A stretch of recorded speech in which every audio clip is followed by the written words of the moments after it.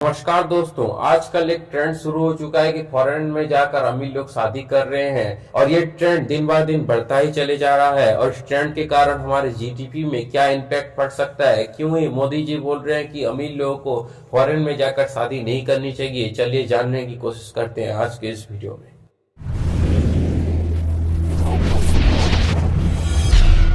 हर साल भारत में लगभग 1 करोड़ शादियां होती आ रही हैं। 2017 से लेकर 2021 तक भारत में उनका शादियों का बाजार लगभग 25 से 30% ऊपर जा रहा है, क्योंकि भारत का शादियों का बाजार लगभग 1 लाख करोड़ रुपए का है। वहीं भारत की जीडीपी में भी शादियों का अहम योगदान रहता आ रहा है। लेकिन 2021 कोविड-19 के कारण शादियों का बाजार पूरी तरीके से नीचे चला गया और इतना ही नहीं बल्कि भारत की इकोनॉमी भी डाउन चली गई। लेकिन जैसे ही कोविड-19 खत्म हुआ, ये बाजार दोबारा से खड़ा हुआ और भारत की इकोनॉमी भी सही हो गई।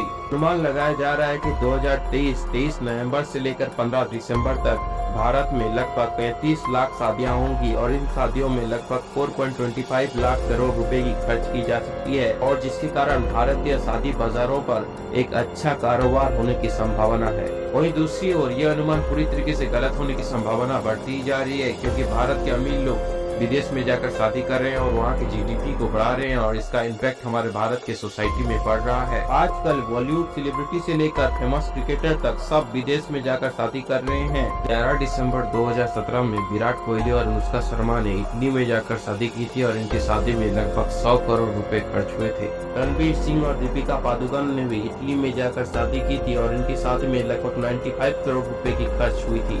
ये बढ़ते हुए ट्रेंड को देखकर एक मिडिल क्लास इंसान भी आज की डेट में ये सोचता है कि उसकी भी शादी फॉरेन में हो। कई मिडिल क्लास लोग इसलिए फॉरेन में शादी करना चाहते हैं कि ताकि उनके शादी में फॉरेनर्स आए और उनको अच्छे अच्छे तोहफे दें। शायद इन लोगों को मालूम नहीं कि जिन शादियों में फॉरेनर्स आते हैं उन शादियों में आने के लिए उनको पैसे मिलते हैं। कई बिजनेस स्टार्टअप इसलिए काम करते हैं कि अगर आपको इंडियन वेडिंग के लिए फॉरेनर्स की जरूरत है तो वो आपसे कुछ पैसे लेकर आपको फॉरेनर भी प्रोवाइड कर सकते हैं। अगर ये ट्रेंड दिन ब दिन बढ़ता हुआ चला गया तो आने वाले वक्त में भारत की शादियों का बाजार दिन ब दिन नीचे होता चला जाएगा और इसका इम्पैक्ट भारत की जीडीपी में भी पड़ सकता है। और इसलिए पीएम मोदी ने अमीर लोग से अपील किया है कि वो विदेश में जाकर शादी ना करें, अपने देश में ही करें, क्योंकि उनका देश का पैसा उनके देश में ही रहेगा, तभी तो हमारा देश विकसित होकर आगे बढ़ सकता है।